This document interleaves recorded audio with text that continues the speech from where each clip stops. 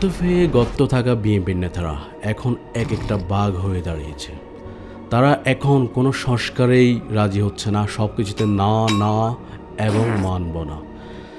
যদিও তারা নির্বাচন করে সারা বছর মানুষের কান জ্বালাফালা করে ফেলছে, বাস্তবে তাদের উদ্দেশ্য নির্বাচন করে ক্ষমতা আসা নয়। তাদের উদ্দেশ্য আওয়ামী লীগ স্টাইলে রাতের ভোটে ক্ষমতায় আসা। এই জন্য তারা আগে প্রথমত মিডিয়াকে দখল করে। মিডিয়ার কিছু সাংবাদিককে তারা অলরেডি এখন তাদের পক্ষে কথা বলানোর জন্য রাজি করা এবং কিনে ফেলেছে। ফলশ্রুতিতে এখন তারা মূলত এনসিপি এবং জামাতের কোনো ত্রুটি ফেলেই বা অপকর্ম ফেলেই সেটাকে হেডলাইন হিসেবে প্রচার করে সারাদিন। কিন্তু দেশে সবচেয়ে অপকর্মের সাথে জড়িত বিএনপি। বাংলাদেশের এখন প্রায় 90% অপকর্মের সাথে বিএনপি জড়িত। পাহাড় দখল, মাটি দখল, দোকানপাট দখল, ব্যবসা প্রতিষ্ঠান দখল, খুন খারাপি সব কিছুর পিছনে এখন বিএনপি। তাহলে দেখা যাচ্ছে যে এখন বিএনপি আওয়ামী লীগের প্রেতাত্মা হিসেবে আবার আবির্ভূত হয়েছে। দিন শেষে জনগণ বারবার রক্ত দিয়েও পাচ্ছে না তাদের ন্যায্য অধিকার এবং স্বাধীনতা।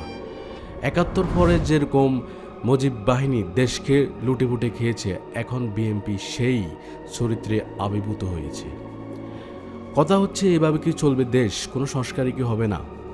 আওয়ামী লীগের ফিটানি এবং মামলা খেয়ে বিএনপির নেতারা তখন সবসময় গণতন্ত্র এবং সংস্কারের কথা বলতো। এখন বিএনপি কোনো সংস্কারে রাজি হচ্ছে না।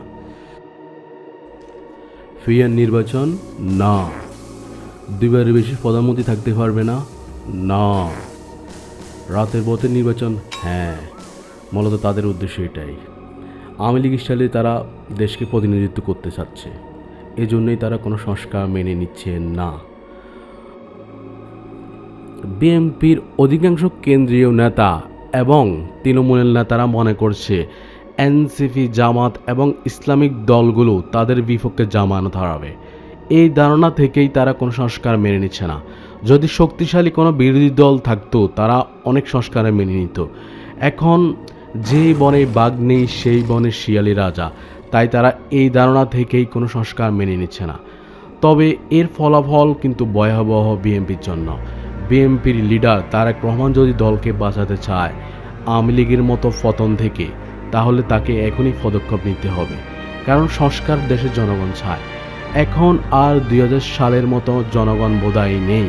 এখন দেশের 50 থেকে 60% মানুষ অন্তত স্বশিক্ষিত এবং জ্ঞান সম্পন্ন। তাই তাকে এখনই পদক্ষেপ নিতে হবে বিএনপির পতনের আগে।